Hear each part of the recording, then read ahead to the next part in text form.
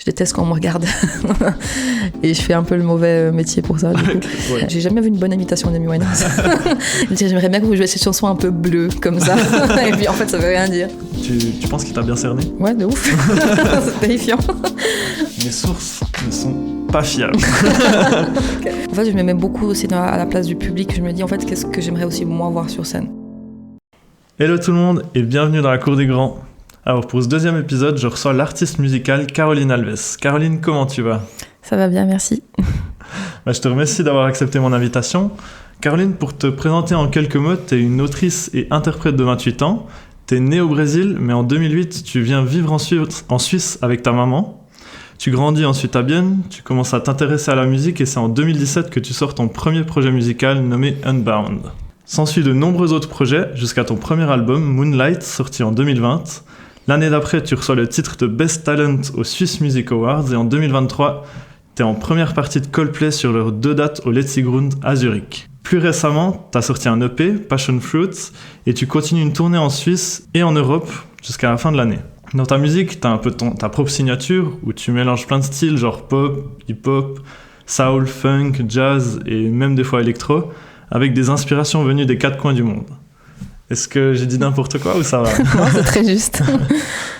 Alors voilà ce qu'on sait de toi dans les grandes lignes. Ce que j'aimerais, c'est qu'on en apprenne un peu plus sur ton parcours de vie et puis ce qu'il nous reste à découvrir sur toi. Donc on aura 3 parties, passé, présent, futur, entrecoupées de 3 jeux, mais tu verras, tout va bien se passer. Donc pour commencer, je voulais parler avec toi de ton enfance et de ta découverte de la musique. Comme je l'ai dit avant, tu es né dans une favela au Brésil, à Rio, et tu y es resté jusqu'à tes 11 ans. Comment tu l'as vécu, ton enfance ? Alors, j'ai des très bons souvenirs de mon enfance au Brésil. Après, bien sûr que c'est différent, je pense, de ici, parce que voilà, les favelas, c'est assez... on était assez pauvres, et puis il y avait aussi une confrontation à la violence beaucoup plus là, beaucoup plus présent. Des choses que normalement on n'est pas censé voir, ou une ambiance un peu plus lourde. Mais voilà, j'habitais avec ma grand-mère, mon oncle, ma mère, et puis j'ai de très bons souvenirs de mon enfance. Il me semble d'avoir une enfance assez normale. Je jouais dans la rue, et puis je grimpais aux arbres, et puis pour chercher des fruits. Et voilà. Mais c'est vrai que la musique était aussi très présente depuis mon enfance, parce que mon oncle était justement musicien, assez rock, musique populaire brésilienne. Et lui, il a toujours voulu que je fasse de la musique, parce que il voulait que je suive la lignée familiale. Et moi, je voulais pas du tout. Je trouvais ça vraiment chiant, parce qu'il voulait que j'aille à l'église chanter, que j'apprenne la théorie, puis je voulais pas. Et du coup, j'ai pas fait. Mais du coup, c'est dans les favelas que tu as aussi découvert la musique et tout, mais il y avait aussi un peu ce côté-là dans les favelas. Alors pas trop, parce que j'étais dans une famille assez qui me laissait pas non plus aller traîner dans la rue ou dans les les fêtes de la favela, ou des choses comme ça. C'était un peu trop dangereux. Et aussi quand t'es une jeune fille aussi, malheureusement il y a beaucoup de grossesses très jeunes par exemple, ou des expériences qui sont un peu plus trop adulte pour des enfants. Donc ma grand-mère était très protectrice par rapport à ça. Elle voulait pas que je traîne n'importe où. Mais dans la maison même, j'avais mon oncle qui était qui m'a beaucoup inspirée, qui des guitares partout, ça chantait tout le temps, et puis voilà. Et du coup avec ton oncle justement, t'as découvert la musique, puis ensuite tu t'es mis un peu toi-même. Comment tu t'y es pris t'as découvert de la musique, comment tu jouais des instruments, t'as découvert aussi ta voix, comment ça s'est passé ? En fait, justement, j'ai toujours eu cette influence-là de mon oncle, mais je voulais pas je voulais pas faire de la musique quand j'étais petite au Brésil. Et quand je suis arrivée ici en Suisse, donc j'avais 11 ans, et malheureusement, quand j'ai eu 14 ans, mon oncle est décédé dans un accident. Et donc il était très très jeune, il avait 33, 34 ans. Et c'était un peu comme mon père en fait, donc c'était vraiment ça m'a vraiment beaucoup touché son décès. Et je pense que de manière inconsciente, j'ai voulu, faire mon deuil en lui rendant hommage, je sais pas. Et du coup, on avait une guitare à la maison. Du coup, j'ai pris cette guitare, je suis allée sur YouTube, et puis j'ai mis guitare tutoriel. Ça marche bien, ça. Ça marche très bien. Et voilà, du coup, à chaque fois que je rentrais de l'école, j'avais 14-15 ans, j'apprenais de la guitare. Je me remercie d'avoir eu autant de patience. Parce que vraiment, maintenant, je pourrais pas. Maintenant, j'aimerais bien apprendre le piano de manière un peu plus professionnelle, et j'arrive pas, j'ai pas de patience. Mais, et du coup, voilà, j'ai commencé avec la guitare seulement. avec les Red Hot Chili Peppers, avec les Beatles. Le jour où où j'ai découvert les Beatles, j'ai l'impression que c'était la première personne sur Terre qui le découvrait. Et du coup, j'ai appris un peu toute seule. Puis après, j'ai commencé à écrire, surtout des textes plus en mode journal intime, sans forcément chanter. Puis après, c'est venu après où je voulais chanter, etc. Mais du coup, t'es arrivé en Suisse, t'avais environ 11 ans, c'est juste? Ouais. Puis la langue, ça allait au début ou bien t'avais un peu de difficulté? Alors, j'ai un peu de peine, mais après, heureusement qu'à Bienne, il y avait quand même un système qui était fait pour ça. Ouais. Donc, quand je suis arrivée, il y avait des classes d'accueil. J'étais à l'école de la Poste. Et puis, du coup, j'étais avec plein d'autres enfants qui étaient comme moi, qui venaient du Brésil, d'autres pays d'Asie, d'Afrique, etc. Et donc, en fait, on a vraiment eu beaucoup de patience avec moi. Donc, j'avais le droit d'apprendre, d'aller de temps en temps dans la classe suisse, et puis après revenir, repartir, etc. Et en fait, après 9 mois, je parlais déjà assez bien pour aller chez les Suisses. Mais du coup, ouais, c'est en Suisse que tu as commencé à développer cet amour pour la musique, c'est juste. Mais du coup, tu écrivais en français, en portugais, en anglais. Ouais, justement, j'écrivais en anglais. J'ai commencé tout de suite à écrire en anglais alors que je parlais pas du tout bien anglais. Quand je regarde mes textes que j'écrivais quand j'étais petite, c'est vraiment cringe. C'est vraiment tout qui est faux, en fait. Mais en fait, comme je voulais... comme pour moi, c'était mon journal intime. Si j'écrivais en français, tout le monde allait comprendre. Si j'écrivais en portugais, ma mère allait comprendre.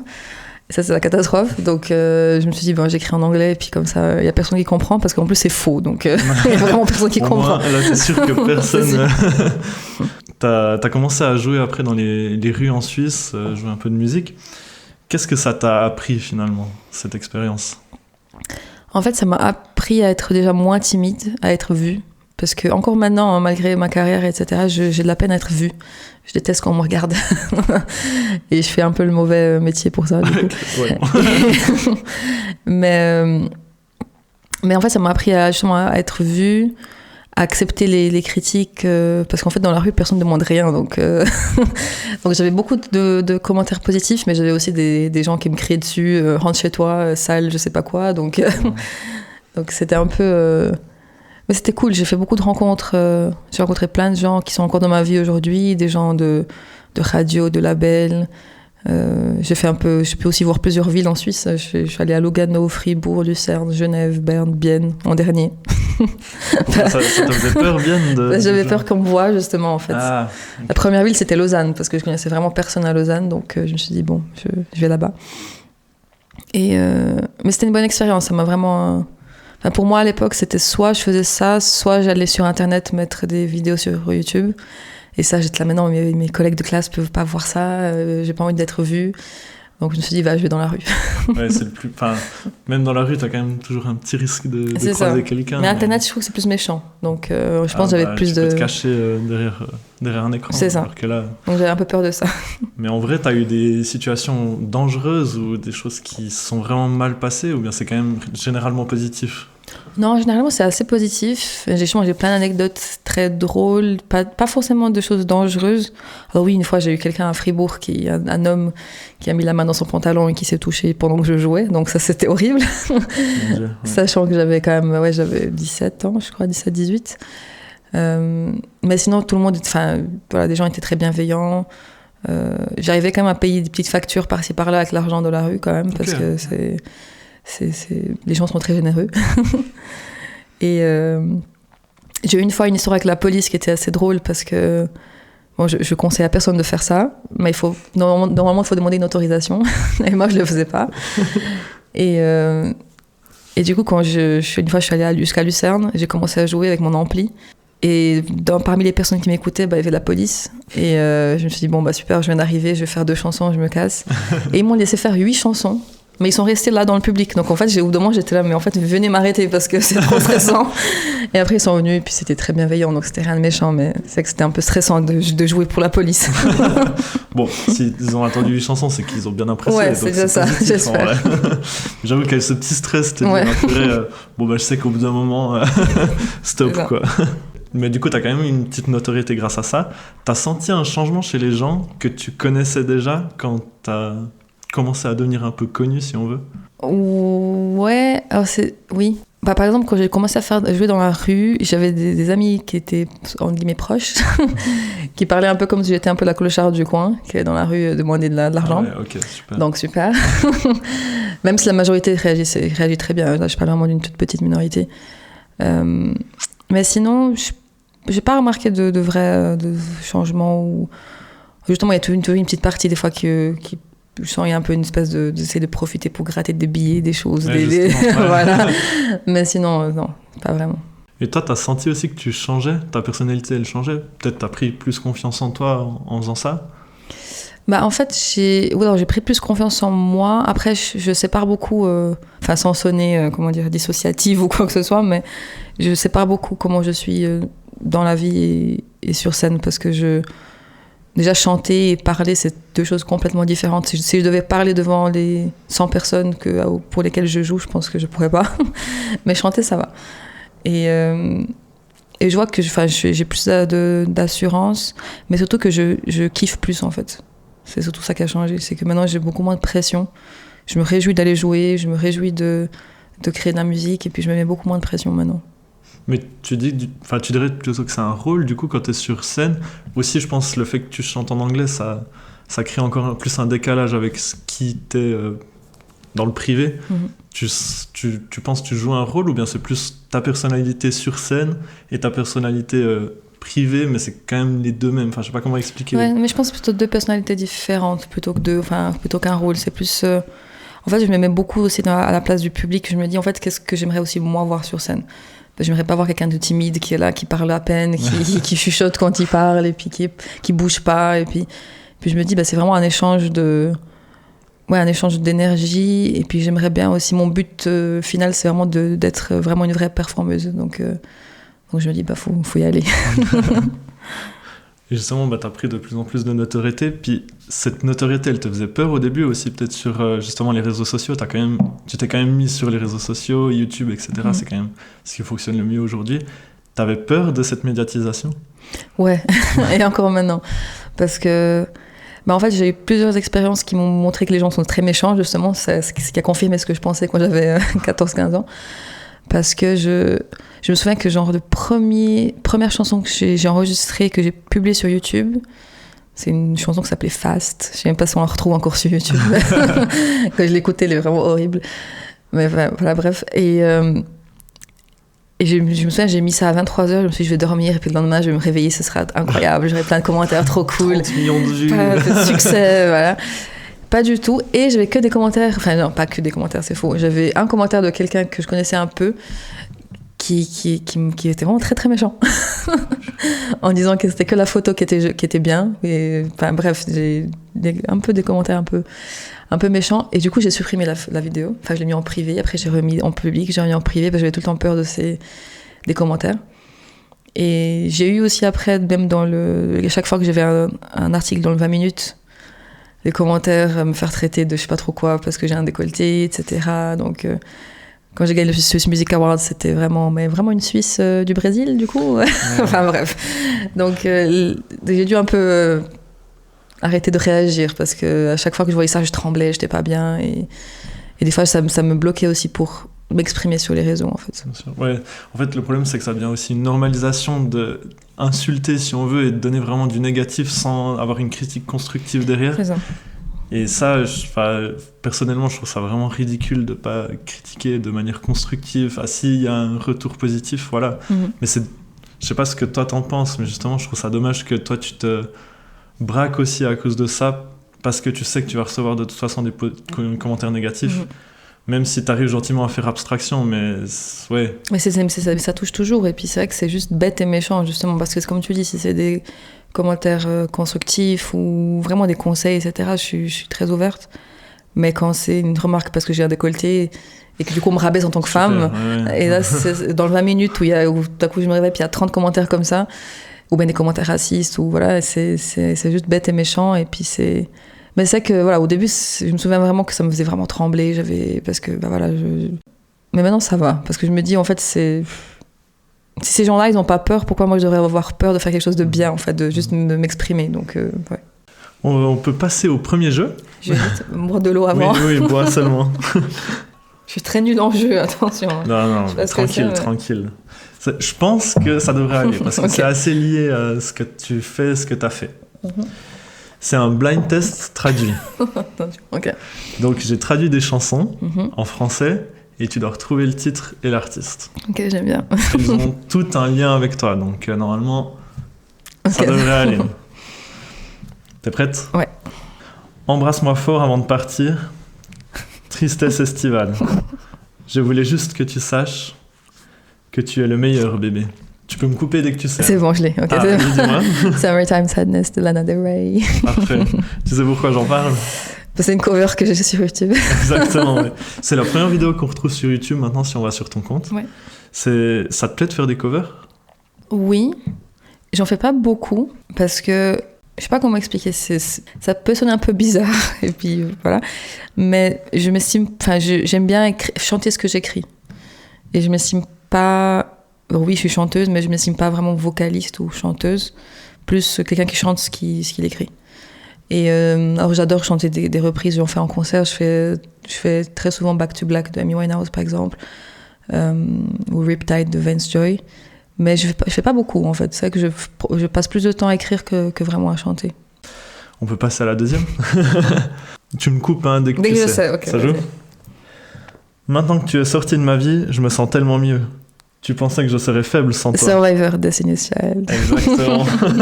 Encore une cover que tu as fait et qu'on peut retrouver sur YouTube. Tu les choisis aussi en fonction des artistes ou des paroles qui sont écrites ? Alors, je pense... Non, c'est plutôt par rapport aux artistes que j'aime bien. Après, certaines aussi, c'est parce que ça matche bien avec ma voix. Et c'est le cas aussi, parce que j'aime bien aussi changer un peu, parce que c'est assez différent de l'original, c'est un peu moins R&B. Et du coup, j'ai vu que ça matchait bien avec ma voix, et puis c'était assez fun de la faire. J'avais enregistré la cover, je crois, à Aurevin, dans un petit studio qui s'appelle Redline Studio, je crois. Excellent. La troisième. Il n'a laissé aucun temps pour les regrets, il a gardé sa... Back to Black, Amy Winehouse. Voilà, voilà, on dit. Du coup, on vient d'en parler. Mais, ouais. Mais c'est une actrice qui t'a beaucoup inspiré, Amy Winehouse ? Ouais, énormément. En fait, c'était vraiment la période, je sais plus quel âge j'avais, où, même si j'ai toujours écouté de la musique, mais il y avait une période où j'ai l'impression de découvrir ces artistes-là. Il y avait sûrement les Beatles, Amy Winehouse, Erykah Badu et Nina Simone. C'est les 4 que j'étais sur mon ordi, puis j'étais waouh, il y a que moi qui les connais, ou comment ça se passe ? Et c'est avec des chansons de Nina Simone et Amy Winehouse que j'ai commencé à chanter. Ouais, ça m'a inspiré vraiment à chanter en fait, parce qu'avant j'étais beaucoup plus guitare, un peu plus rock, pop rock, à juste jouer. Et ouais. Et je me souviens encore que le jour où elle est décédée, et puis que je rentrais à la maison de l'école, puis j'étais vraiment mal et tout, donc voilà. Ouais, c'est vraiment une artiste qui t'a touché au plus profond. Mais du coup, c'est aussi peut-être, vu qu'elle a créé aussi sa propre signature, son propre style, ça t'a aussi inspiré pour ça ? Je pense aussi, parce que c'est vraiment très... Quand on écoute son premier album, Frank, c'est très jazz, avec des inspirations très hip-hop aussi, ce qui est un mélange assez cool. Et le deuxième est un peu plus pop, mais c'est vrai que c'est vraiment... sa voix, elle est tellement unique. D'ailleurs, ça me fait toujours rire quand je vois des vidéos où je vois des gens qui essayent d'imiter Amy Winehouse, qui prennent toujours cette voix nasale, etc. Mais en fait, j'ai jamais vu une bonne imitation d'Amy Winehouse. Parce qu'elle a une voix tellement unique que c'est pas juste nasal, c'est pas juste... c'est un timbre tellement... Il y a personne qui peut faire ce qu'elle fait. On peut passer à la suivante, l'avant-dernière. Elles étaient toutes en anglais, maintenant c'est dans une autre langue. Okay. Donc, je sais même pas si la traduction est bonne, hein, mais... Qui est cette fille en rouge ? Elle est passée en mode robot. Tout le monde voulait la voir. Ah, Mélina de Vermelho. Exactement. T'as osé mettre ça ? J'ai osé mettre ça, mais justement parce que ça m'intéressait ton avis sur ça. Donc, pour ceux qui la connaissent pas, vous pouvez retrouver la musique dans une playlist que je mettrai en recommandation sur le bas de cet épisode. C'est une musique qui a fait le buzz sur TikTok. Et je voulais justement te demander si tu trouvais que c'était une bonne ou une mauvaise chose que cette chanson ait eu cette popularité-là sur TikTok. Moi, je trouve ça trop bien, parce que je sais qu'il y a plein de gens qui sont un peu, des fois, contre TikTok, et puis le fait que ça raccourcit le temps de chanson, etc., puis c'est un peu éphémère. Mais c'est trop bien, quand j'ai vu la vidéo aussi, c'est moi quelqu'un de là-bas, c'est pas une esthétique, c'est pas quelqu'un qui prend l'esthétique favela, qui prend l'esthétique Rio, etc., C'est vraiment quelqu'un de là-bas qui réussit maintenant à gagner de l'argent avec ça, à faire une tournée mondiale. Il était à Fribourg, Genève, Berne. Et je trouve ça incroyable. Même si maintenant je l'ai trop entendu, du coup je la supporte plus. Mais je trouve ça incroyable ce qui lui est arrivé.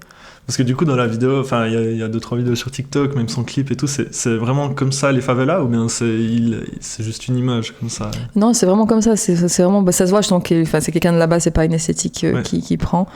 Après, les favelas sont un peu toutes, il y a des tailles différentes, des styles un peu différents, mais ça reste toujours un peu, c'est une petite maison avec briques rouges, des petits couloirs tout serrés. Et ouais, donc, ouais. Voilà. Trop bien. Mais ces sons sur TikTok où tu connais genre 10 secondes du refrain, toi ça te plaît ou pas? Genre si toi t'as une musique qui perce comme ça te dérange? Bah en fait le truc c'est que je trouve que c'est cool, c'est une nouvelle approche de la musique, mais après en fait ce qui est triste c'est que ça fatigue vite. En fait j'ai eu beaucoup d'expériences sur TikTok où j'adorais une chanson, maintenant j'en peux plus l'écouter. Ou bien de l'autre côté, par rapport aux artistes, et des artistes aussi qui disent que voilà, ils font des concerts et puis le public connaît juste les 15 secondes. Ouais, ça ils chantent à fond, puis après, en fait, il n'y a plus rien. Et puis, après, c'est cool, mais c'est vrai que voilà, c'est une façon très éphémère de voir la musique parce que, maintenant, sans citer de nom, quoi que ce soit, mais que ce soit label ou artiste, crée aussi dans ce but-là. Il faut avoir 15-20 secondes hyper fortes, puis on s'en fout du reste de la composition. Et ça, je trouve ça un peu triste. Ouais, toi, ça t'intéresse pas de faire ça, quoi.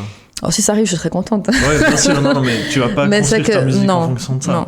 Ouais. Bien sûr, je fais de la musique mainstream, donc de toute façon, la construction est mainstream, c'est fait pour les radios, c'est fait pour que ce soit catchy, etc. Donc, de toute façon, ce sera comme ça. Mais vraiment créer pour que 15-20 secondes soit sur TikTok ou bien une chorégraphie qui va avec pour TikTok, non. Non. Un petit TikTok où tu fais une danse. Je sais pas bien danser en plus, c'est horrible. On peut passer à la dernière. Tes mains dans les miennes, je me sentais en sécurité alors que je tombais. Paper Thin. Exactement, de toi-même. De moi-même. C'est ta chanson la plus streamée sur Spotify, t'as 550 000 écoutes. Tu t'attendais à ce succès-là sur cette musique-là ou pas? Non, parce que... En fait, elle est sortie sur l'EP qui s'appelle Good Reputation, qui est sorti en 2022, et c'était mon premier plus gros projet avec Sony. Et c'est vrai qu'il y avait ils misaient sur d'autres chansons qui étaient beaucoup plus pop, beaucoup plus catchy, un peu plus TikTok même. Et en fait, c'était un peu la chanson triste de l'EP. Et c'est la seule chanson que j'ai écrite seule, en fait. C'était vraiment juste piano-voix, après une rupture, toute triste, sur mon piano, voilà. Et en fait, ça a beaucoup plus pris que les autres. Je sais pas si on sent que c'est plus honnête ou authentique, je sais pas. Mais je m'attendais pas du tout. Mais t'es contente, quoi. Ouais, je suis très contente. Il y a au contraire des chansons où tu te disais, ah celle-là elle va percer, et là un peu flop, genre pas... Ouais, de ouf. Sur cette EP là, il y a une chanson qui était censée être genre waouh, c'est le hit suisse de l'année. Pas du tout. C'est marrant comme ça peut percer d'un coup alors que tu t'y attends pas du tout, quoi. C'est vraiment hyper aléatoire en fait. Il y a vraiment des chansons. Je fais toujours. J'aime bien jouer les chansons en concert avant de les lancer aussi pour voir la réaction des gens. Et c'est vrai que genre. J'ai eu aussi ça avec une autre chanson, c'est une de mes chansons en portugais, qui s'appelle Janeiro. J'avais ton dernier projet, non, qui était entre les deux projets en fait. C'était un single à part. D'accord. En fait. Et j'ai pas voulu le mettre dans le P où il y a Paper Thin. Puis je me suis dit ouais, mais c'est en portugais, j'aurais pas aimé. Du coup, je me suis dit bon, je la joue quand je fais la première partie de Coldplay parce qu'elle bouge quand même un peu. Et j'ai jamais reçu autant de demandes de personnes qui me disent s'il te plaît lance-la. Ah ouais. Et du coup je l'ai lancé, puis j'étais en fait c'était pas prévu du tout. Et du coup c'était un single entre deux projets, mais c'est toujours aléatoire de toute façon. On peut passer à la deuxième partie de la discussion, on parle un peu plus de ton entrée dans le monde des adultes si on veut. Comme on l'a dit avant, t'as fait ton premier EP en 2017. Et les gens avec qui tu as travaillé, ils t'ont directement pris au sérieux ou bien t'avais quoi? T'avais moins que 20 ans, ils se sont pas dit est-ce qu'on l'entraîne un peu dans cette industrie musicale pour en faire ce qu'on veut ou bien t'as pu quand même garder ton identité à ce moment-là? Alors je pense que j'ai eu j'ai eu beaucoup d'expérience dans le sens que au début c'était compliqué parce que je rentrais dans un milieu où j'avais aucune connaissance en fait. Par exemple, j'ai appris la musique de manière autodidacte. J'ai appris l'industrie, les contrats, etc. toute seule aussi. Donc il y a eu quelques contrats qui ont été signés par erreur, que j'aurais dû mieux lire ou même me renseigner. Mais Mais c'était plus le fait de pas... Au début, je savais pas les termes, je savais pas comment expliquer à mes musiciens, par exemple, quoi faire, comment jouer, parce que je savais pas, en fait. J'ai toujours été en mode wow, feeling et tout. J'aimerais bien que vous jouiez cette chanson un peu bleue, comme ça. Et puis, en fait, ça veut rien dire. Et ouais, au début, c'était un peu compliqué, en fait. Puis j'ai dû vraiment... maintenant, je me rends compte, j'ai dû faire beaucoup d'erreurs pour pouvoir arriver à pouvoir être aussi sûre que je suis maintenant. Mais il n'y a aucune décision que tu regrettes? Ou il y en a quand même quelques-unes où tu te dis, non, ah, bah, si j'avais fait ça... Non, il y a plein, en fait, des choses que je connaissais pas bien le système, ou des contrats, ou des personnes avec qui j'ai travaillé. Mais après, voilà, j'ai dû vraiment faire plein d'erreurs pour pouvoir maintenant je sais comment être. Mais du coup, il y a eu des personnalités ou des groupes qui ont été presque toxiques pour toi, qui t'ont influencé en mal. T'as senti qu'ils t'emmenaient vers la mauvaise piste ou une piste que tu voulais pas, où tu voulais pas aller? Non, j'irais pas dans ce sens-là. J'ai vraiment de la chance quand même d'avoir en tout cas les artistes qui m'entouraient, tout ça, c'était vraiment des gens très bienveillants. Je dirais plus que c'est un peu l'industrie en général, hein. C'est pas arrivé qu'à moi. C'est juste, on pense qu'au fric et puis qu'à ses propres bénéfices sans penser à l'artiste, en fait. Donc au début, j'étais là genre, oh, mais tout le monde est gentil, tout le monde me veut du bien. Non. non. Donc voilà, mais maintenant, je sais. Mais tu dirais que c'est un monde de requins quand même, l'industrie musicale, ou bien il y a quand même, je pense, des gens positifs, qui t'apportent surtout du positif? Oui, clairement, j'ai quand même beaucoup de gens, la majorité, c'est quand même des personnes qui m'ont vraiment guidée, qui ont été là pour me guider artistiquement sans non plus, intervenir sur l'emprise ou intervenir sur ma création musicale, etc. Donc la majorité reste comme ça. Mais c'est vrai que il faut toujours être en alerte par rapport à des gens qui promettent beaucoup de choses, qui font rien. Et puis que, en fait, c'est vraiment triste dans le sens que, en fait, les artistes sont des gens un peu mignons, dans le sens qu'en fait, c'est notre passion. Et du coup, en fait, dès qu'on voit quelqu'un qui nous dit « Oh, je crois en toi, vas-y, je vais te faire devenir je sais pas trop quoi », on est là « Waouh, c'est vrai !» Et en fait, c'est pas toujours bienveillant. Et il faut juste faire attention à ça sans... C'est rien de très grave, mais il faut juste faire attention. Mais tu penses que si tu étais plus âgé, ça t'aurait aidé aussi à prendre des décisions plus matures ou moins faire confiance aux gens, faire plus attention à ce que tu signes aussi ou des choses comme ça? Je pense que oui. Après, c'était aussi vachement... J'ai commencé assez... jeune, entre guillemets, parce que des fois, en comparaison, des fois, j'ai commencé un peu tard, disons. Mais c'est vrai qu'à cette période-là, j'étais aussi un peu seule. Je venais de sortir de la maison aussi. Donc, je suis vraiment arrivée... On m'a jetée dans le monde des adultes comme ça. Et dans l'industrie musicale. Donc, c'était un peu compliqué quand j'avais 17 ans. Mais voilà. Donc ouais, si t'étais lancé maintenant, après t'as aussi l'expérience qui aide, je pense. Mais si t'étais lancé maintenant, t'as quand même des choses que t'aurais fait différemment. Oui, clairement, parce que même au niveau juste humain, je pense que ce soit avec n'importe qui, que ce soit avec les amis ou la famille ou le travail, on est beaucoup plus sûr de soi quand on est un peu plus âgé, en fait, parce que quand on est jeune, on se dit, en fait, il y a un peu une espèce de... Ouais, t'es jeune, tu sais rien, et puis t'as pas assez vécu, etc., etc. Puis si on revient un peu à ta notoriété, tu as eu du coup ce prix au Swiss Music Award de Best Talent. Ça t'a permis d'ouvrir des portes en plus? Ouais, beaucoup plus. Après ça, j'ai eu pas mal de soutien pour des tournées, j'ai eu pas mal de concerts. Je crois que quelques mois après, je vais jouer au Montreux Jazz Festival grâce à ça. Donc c'était vraiment un de mes rêves aussi en Suisse. Et surtout, à partir de ce moment-là, j'ai été beaucoup plus prise au sérieux. Déjà, ma famille a compris que c'était pas un hobby. Et puis, donc ça, c'était cool. Et aussi en général, aussi pour avoir des contrats ou des concerts ou juste des deals, c'était beaucoup plus professionnel, en fait. Aussi, les premières parties avec Coldplay, ça a boosté ta carrière? T'as senti une différence? Ouais, clairement. Ça m'a vraiment boosté. Alors déjà, au niveau des médias aussi, pendant quelques mois avant et après, j'ai eu pas mal une couverture médiatique qui était vraiment assez grande en Suisse. Aussi dans les statistiques sur Spotify, etc. J'étais beaucoup plus écoutée, que ce soit en Suisse ou aussi à l'étranger. Aussi à Londres, je sais pas si c'est grâce à ça ou pas, mais maintenant j'ai beaucoup plus de contacts. Je fais des concerts à Londres. Et là-bas, du coup, comme Coldplay est un groupe anglais, ils sont en mode waouh, incroyable. Du coup, je suis bienvenue là-bas, donc ça, c'est cool. Ouais, du coup, tu as fait 2-3 concerts à Londres. Tu te sens bien accueilli à Londres, ça va? Ouais, c'est vraiment un autre public. Et puis, c'était aussi un de mes rêves. Et puis, c'est vraiment. Puis, je voulais vraiment jouer là-bas, enfin, vraiment faire un vrai concert, pas juste dans un bar où personne m'écoute. Vraiment avec une entrée, etc. Et puis, le dernier était sold out. Moi, j'étais avec une autre fille. Donc, c'est pas moi qui ai fait sold out, mais c'était vraiment cool de pouvoir juste vraiment jouer dans une vraie salle, dans un vrai concert. Et puis, j'ai joué Back to Black là-bas. C'était un peu la pression. Je me suis dit, qu'est-ce que je fais? Et c'était très bien reçu, donc c'était cool. Et justement, tu dis au début, l'anglais, c'était peut-être un peu compliqué aussi, surtout au niveau de l'écriture. T'avais pas la pression de te dire peut-être j'ai un accent pourri si ouais. Non, mais après, j'ai quand même fait un bachelor en anglais. Donc parce ça va. Que ça va. Madame Kneus. Oui. Je l'avais, oui. Salutations, Madame Kneus. Mais du coup, après, j'ai vraiment amélioré mon anglais, vraiment. Après, je pense que j'ai toujours un petit accent français quand je parle. Ou portugais, je sais pas, mais non. Mais non, ça va. Mais après, du coup, là-bas, j'avais la pression de me dire, en fait, tout le monde comprend ce que je dis. Donc, bon, au bout d'un moment, il faudra accepter. Et justement, avant, tu as dit que tu avais fait le Montreux Jazz. Tu as aussi fait plein d'autres festivals, genre le Gourten, Festineuch, enfin plein d'autres scènes. Il y en a encore d'autres qui te tentent en Suisse? Paléo. J'aimerais bien faire Paléo, ce serait vraiment cool. Ouais, j'aimerais bien.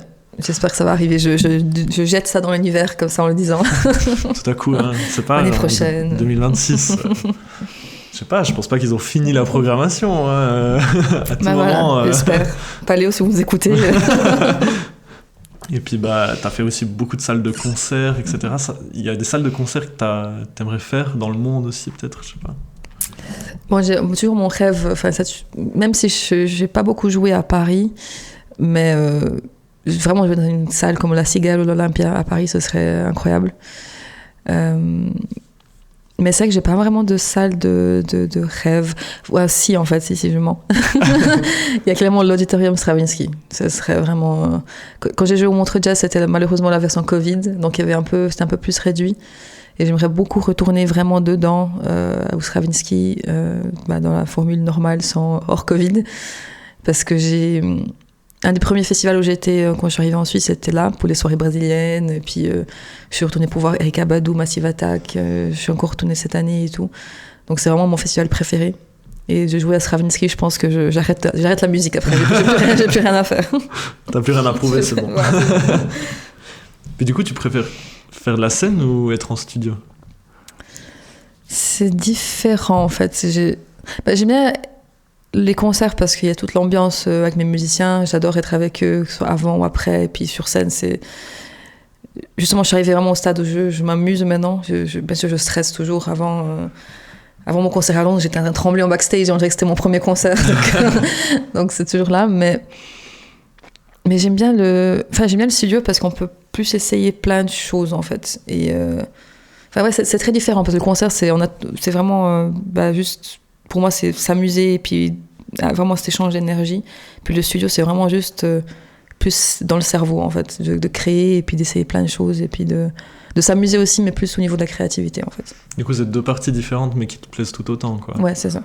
Ma question, elle est parfaite pour introduire le deuxième jeu, qui est des « tu préfères ». Okay. Donc, je t'en ai préparé plusieurs et puis... à voir si t'arrives à répondre ou pas. Okay. Tu préfères refaire la première partie de Coldplay, mais à la fin de ton concert, Chris Martin, il vient te voir et il te dit que c'était pas ouf. Ou tu préfères enregistrer un son avec Pharrell Williams, il kiffe trop ta vibe, mais le son ne sort jamais. Ah, c'est horrible. J'ai essayé de faire un truc un peu compliqué quand même. Je crois que je préfère faire un son avec Pharrell Williams, mais qui sort jamais. Pour l'expérience? Ouais, je pense. Parce que là, si j'imagine que quand j'ai fait la première partie de Coldplay, puis que Chris Martin vient vers moi me dit que c'est pas ouf, je pense que... T'arrêtes. Je pense que j'arrête tout. Mais non, alors, au deuxième. Tu préfères vivre de la musique toute ta vie, mais tu n'as plus le droit de sortir de la Suisse? Ou tu préfères abandonner la musique pour faire un autre job, mais tu es libre de voyager où tu veux? Non, faire de la musique et rester en Suisse. Okay. Je peux pas faire, je peux pas ne pas faire de la musique. Mais t'es quand même, enfin, t'adores voyager quand même. J'adore voyager, et en fait c'est ça qui est bien avec ce métier-là, c'est que mon rêve ultime c'est ça, c'est vraiment pouvoir vivre de ma musique et de voyager le monde entier en faisant des tournées. Mais c'est qu'entre les deux, je préférais ne pas voyager que ne pas faire de la musique. Ok. Imaginons justement que tu peux plus voyager. Tu préfères rester toute ta vie à la plage de Bienne, mais il fait toujours au minimum 25 degrés, ou toute ta vie sur une plage à Rio, mais il pleut toute l'année. À Rio. La plage de Bienne, quand Désolée. même. Même Ipanema sous la pluie, c'est très joli. Et puis la nourriture, ça me manque tellement. Donc ouais, je préfère quand même Rio. Si t'as une plage à conseiller, c'est Ipanema. Ouais, Ipanema, okay. C'est vraiment... Alors il y a plein de plages incroyables, mais Ipanema, c'est incroyable. Notez ceux qui vont en voyage à Rio. Tu préfères collaborer avec Anitta, l'une des plus grandes chanteuses brésiliennes du monde, enfin connues dans le monde, pardon, mais tu peux chanter qu'en français, ou tu préfères collaborer avec Stromae, mais t'es obligé de chanter en portugais? Ah, c'est dur, j'adore les deux. Mais c'est deux vibes complètement différentes. Je pense que je collaborerai avec Stromae en portugais. Justement c'est ça, ouais. Ouais, c'est ça, exactement. Justement pour avoir ce côté un peu où tu peux te cacher si on veut. Ou bien... Peut-être, mais aussi parce que Stromae... Alors Anitta, je l'adore, hein. Vraiment, j'adore ce qu'elle fait, puisqu'elle représente aussi pour la musique brésilienne en dehors du Brésil. Mais Stromae, musicalement, il est incroyable. Et je pense que juste musicalement, ce serait incroyable de pouvoir collaborer avec lui en portugais aussi, ce serait intéressant. Et puis une chanson en français, ça tenterait une fois ou pas? Mais j'ai essayé récemment, c'était un peu compliqué. Je suis partie une semaine en camp d'écriture à Bruxelles, avec des artistes qui venaient du Québec, de Bruxelles, et puis encore une autre de Suisse. Et tout le monde écrivait en français, puis moi j'étais à ceux qui écrivaient en anglais, puis je me sentais un peu mal au bout d'un mois. Je me suis dit, bon allez, je vais quand même essayer une fois. Et du coup, avec un producteur canadien, on a essayé. Et franchement, c'était dur. Hein. C'était très dur. J'ai jamais été aussi rouge pendant une session studio. Parce que j'avais l'impression que on comprenait tout ce que je disais. Et puis, mais c'était un bon exercice à faire. Mais des reprises, pourquoi pas. Et puis, comme on l'a dit avant, ton titre Janeiro, tu l'as chanté en portugais. Ça te plaît de chanter en portugais? T'en as moins qu'en anglais, mais ouais, mais j'aime beaucoup en fait. Là, ça se prêtait bien parce que, de base, j'avais écrit cette chanson un peu de style bossa nova à la guitare, juste avec le refrain. Et quand je l'ai présentée à Hook, c'est un producteur de Neuchâtel, il s'est dit mais viens, on fait du baile funk, vraiment sur un rythme des favelas. Et du coup, ça a bien matché. Et là, j'étais très à l'aise parce que j'ai mélangé justement le portugais et l'anglais. Là, maintenant, je rebosse sur des chansons plus bossa, mais c'est plus la mélodie, pas vraiment les paroles. On peut passer au dernier tu préfères. Imagine que tu dois réaliser la bande originale d'un film. Tu préfères faire la BO d'un film éclaté. Ta chanson est incroyable, mais du coup, personne ne l'écoute parce que personne ne regarde le film. Ou tu préfères faire la BO du film de l'année, mais tu leur proposes un son que même toi t'es pas vraiment fier parce que genre ils t'ont forcé à le finir assez vite, puis il est un peu bâclé, t'es pas fier, mais par contre du coup tout le monde l'écoute vu que c'est le film de l'année et tout le monde kiffe ce film. C'est dur ta question. Ouais, bah oui. Ah oui, ça c'est pas intéressant. C'est le but. Mais je crois que je préfère la deuxième en fait, parce que je pense pas que je rendrais de la merde non plus, mais je pense que je serais plus fière quand même de collaborer avec un film qui est quand même bien, je pense. Je crois, je sais pas. C'est hyper dur à dire. Hein. Ouais, tu préfères quand même. Tu sais que tu vas pas rendre non plus un truc vraiment éclaté, quoi. Tu sais ça. Tu vas quand même rendre un truc, même si c'est travaillé à l'arrache le soir d'avant. Ouais. Quoi. Ok. Je pense. Bon, espérons que ça n'arrive jamais. Ouais, j'espère aussi. Je voulais encore parler un peu de ton avenir dans la musique. T'as ton nouvel EP, enfin maintenant qui a un an. Un an, ouais. Un an. Passion Fruit qui est sorti. Tu considères que tu as pris en maturité dans la musique grâce à cette EP ou tu penses que tu peux encore prendre plus en maturité? Alors je pense que là actuellement j'ai 3 nouveaux titres qui sont chauds, ils sont pas encore sortis et ils sont beaucoup plus matures qu'avant. Mais c'est vrai qu'avec Passion Fruit, comparé aux autres projets, c'était un plus gros pas en fait. Parce que c'est vraiment plus... c'est un peu plus affirmé. C'est un peu plus... le style un peu plus précis, et puis l'écriture un peu plus affirmée. En fait, ça évolue avec moi, en fait. C'est juste la musique évolue juste avec qui je suis. Ouais. Tu peux jamais dire en soi dans la musique que t'es à ton maximum. Tu penses que t'as quand même toujours une marge de progression. Ah oui, clairement. Je sais que j'ai pas encore sorti tout ce que je dois sortir. Et je sais qu'un jour, je ferai un album jazz dans ma vie. Donc, okay, je sens que... Non, c'est vraiment juste quelque chose qui grandit avec moi, puis qui sera toujours là, et puis ce sera toujours moi, comment je suis à ce moment-là. Justement, tu dis que tu as cet album jazz que tu aimerais faire. Tu as d'autres choses qui te restent à accomplir. Tu te dis, ok, ça, il faut que je fasse encore avant que ce soit trop tard. J'avais mentionné avant le fait d'être une performeuse, la performance. Et voilà, mon rêve, ça reste encore aussi de vraiment une fois mettre en place un vrai show, un vrai concert, avec des lumières, des danseuses, etc. Vraiment à la Madonna. Non, mais vraiment, voilà, j'ai des choses à faire et que j'ai envie de faire encore à essayer. Et puis ouais, juste de m'amuser peut-être à faire un album jazz une fois, de peut-être faire un album bossa nova un jour, et puis d'explorer un peu plusieurs choses. Mais t'es fière quand même de ce que t'as fait jusqu'à maintenant? Ouais, franchement, oui. Même si c'est toujours drôle, parce que quand j'écoute les autres chansons, les chansons plus anciennes, comme c'est moi, mais en fait, je me vois moi, en fait, je me dis, oh, mais t'étais vraiment... arrête de te plaindre, arrête de miauler dans le micro, et puis... Mais je trouve que c'est juste intéressant plus comme parcours et comme... ouais, la musique, c'est juste un peu mon ombre qui me suit tout le temps, en fait. Mais tu serais prête à réaliser un projet ou un défi dans ta carrière, style, disons, vu que tu vas pas mal à Londres, te dire, ok, je fais peut-être 2 ans à Londres, même si je suis loin de tous mes proches, t'as quand même ton centre social qui est autour de Bienne. Est-ce que partir pendant 2 ans à Londres et puis vraiment vivre de la musique là-bas, ça t'intéresserait ou pas? Oui, c'est gentiment là. Non, mais c'est gentiment le but aussi, parce que... ouais, j'aimerais juste pouvoir explorer d'autres salles, d'autres publics, Là, maintenant, mon producteur actuel est à Londres maintenant, justement, donc j'ai vraiment changé aussi d'équipe. Donc, j'aimerais juste pouvoir un peu... Alors, j'ai pas le but de j'ai pas l'envie de partir pour toujours, parce que j'ai l'impression que j'ai déjà fait un peu ça en venant en Suisse. Mais juste pouvoir bouger quelques mois, une année ou 2, et puis après revenir. Mais toujours revenir, voilà, à Bienne. C'est un peu mon but. Ouais. Ça te manquerait pas trop, justement, vu que t'es quand même bien implanté en Suisse maintenant, en Suisse romande et surtout Bienne. Ça te dérangerait pas de perdre un peu ton centre social, si on veut? Ah, je pense que oui. Après, heureusement, Londres, c'est pas trop loin, donc ça va. Mais je pense que oui, je suis un peu sensible à ce genre de choses. J'aime pas trop déménager, par exemple. donc ouais, mais voilà, au bout d'un moment, il faut faire des choix aussi. T'appellerais ça des sacrifices ou pas? Je pense que oui, parce que... j'ai toujours eu un peu une peur d'être tout le temps dans une zone de confort. À chaque fois que je suis confortable, j'ai envie de tout secouer, et puis ce qui n'est pas sain non plus. Mais je pense qu'il faut sortir de sa zone de confort et puis faire des sacrifices pour pouvoir avancer, sinon c'est une boucle.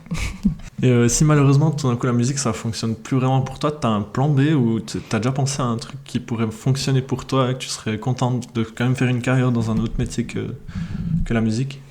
Alors, pas vraiment.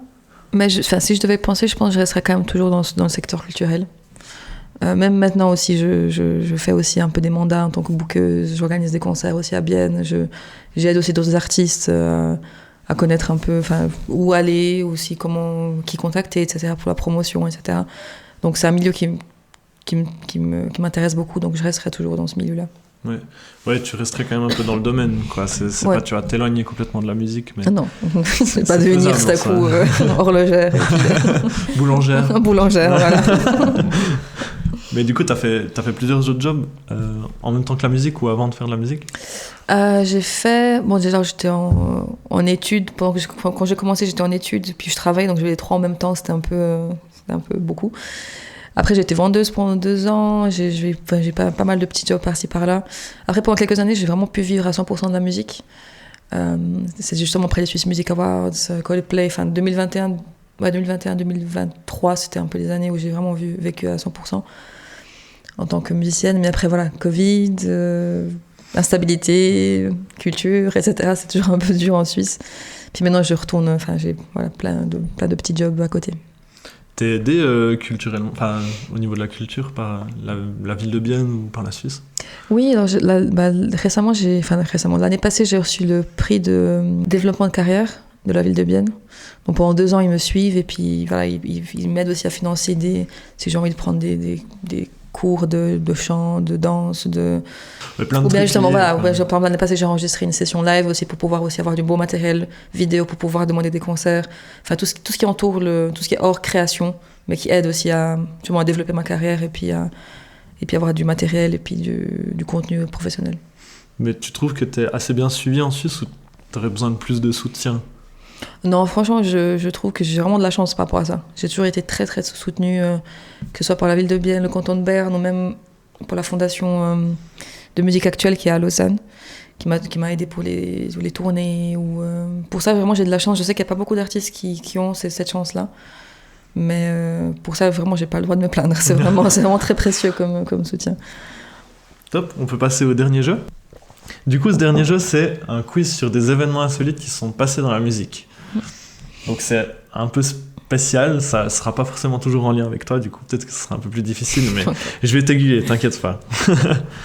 Donc toi, tu joues de la guitare, on l'a dit avant, t'essayes un peu le piano, mais il y a un autre instrument qui est le plus vendu au monde. Tu penses que c'est lequel? J'ai l'impression que dans ma tête, il n'y a plus rien que guitare et piano maintenant. Ouais, je t'ai enlevé les deux plus grosses. C'est un instrument... Ça, c'est un instrument avant. Purée, mais je suis tellement nul en musique. Faut souffler dessus. Ouais, faut souffler dessus. L'harmonica. Exact, ouais. Ok. J'ai une harmonica aussi. Un harmonica? Une harmonica. Ouais. J'ai un harmonica, faut que j'apprenne aussi à jouer. Il y a des études qui ont montré qu'il y a plus de 10 millions d'harmonicas qui sont vendus dans le monde. C'est incroyable. Alors que bon, t'as l'impression que c'est pas trop utilisé, mais enfin, de ce que j'ai lu, en tout cas, c'est utilisé dans beaucoup de styles différents. Du coup, c'est pour ça que beaucoup en achètent. Bon, après, maintenant, avec les logiciels de montage et tout, je pense que tu peux simuler un harmonica. Mais... J'aurais appris un truc. Voilà. Du coup, on a dit piano, guitare, tu fais un autre instrument? Je m'essaie un peu à la production. Donc les logiciels, Ableton, etc. Mais sinon, pas vraiment. Justement, j'ai un harmonica, j'ai des petits instruments dans mon studio comme ça, mais non, pas vraiment. Deuxième question. Vrai ou faux? En 2025, l'intelligence artificielle a copié le style d'un groupe de rock gallois, Holding Absence, et ils ont dépassé leur nombre de streams sur Spotify.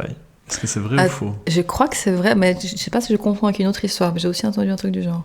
Je crois que c'est vrai. C'est vrai, ouais. Exactement. C'est tellement triste. Mais... Justement, au 1er octobre, le groupe il a enregistré 847 000 écouteurs mensuels, et le groupe IA, intelligence artificielle, qui s'appelle Bleeding Verse, il a enregistré 897 000 auditeurs par mois. Wow. Ouais. Du coup, ça explique beaucoup de choses, mais toi, tu utilises quand même l'IA dans la musique ou pas du tout? Non, pas du tout. Non, je pense.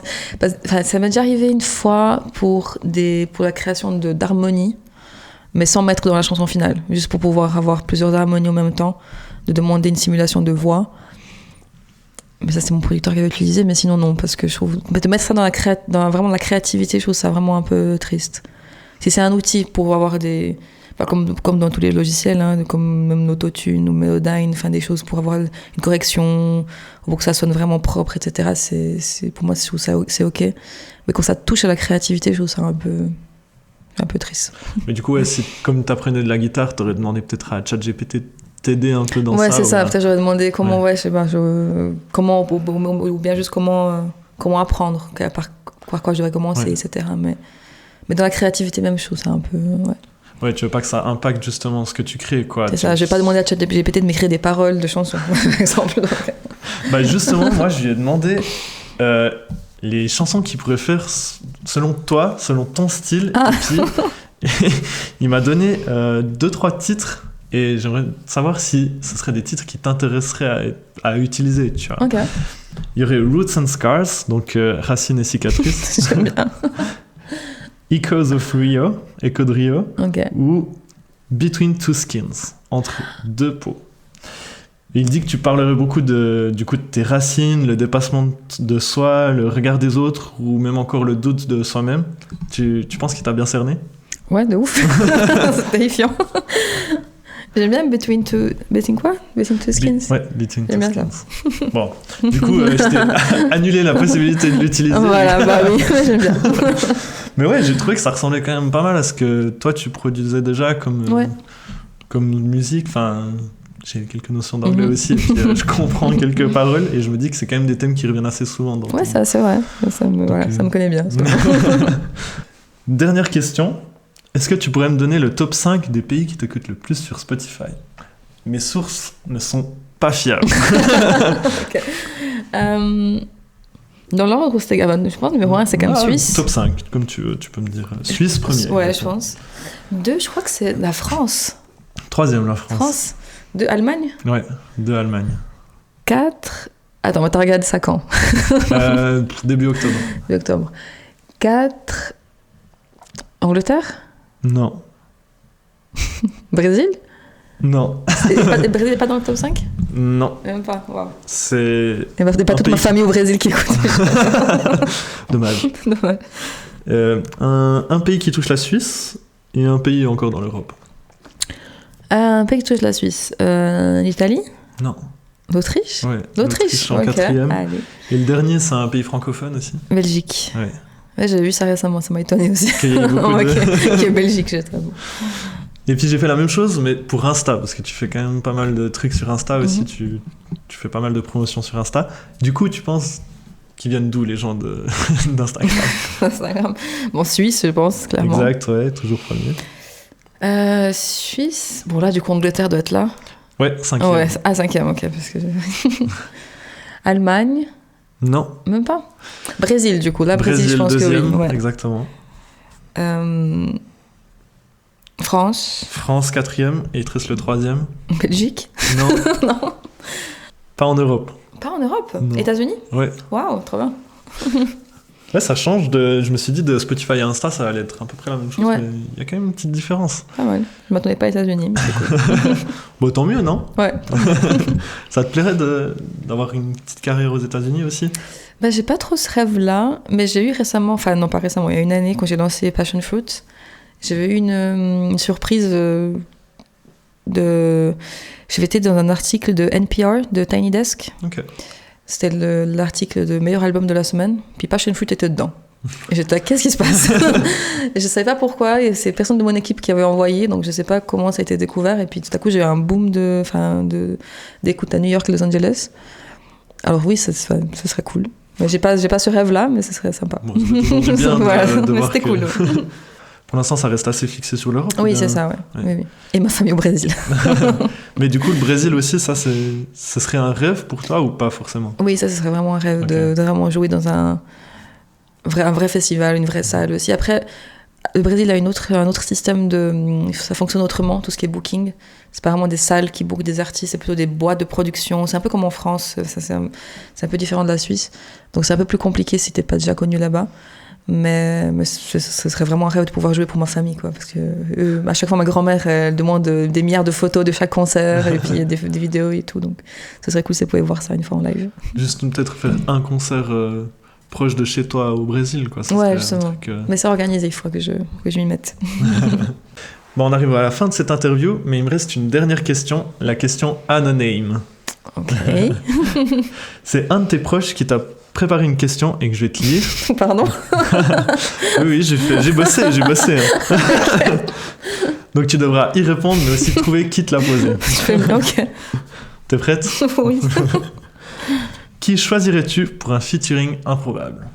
Mais ouais, j'ai envie de revenir à ce qu'on disait avant, j'ai envie de dire Stromae. Ok.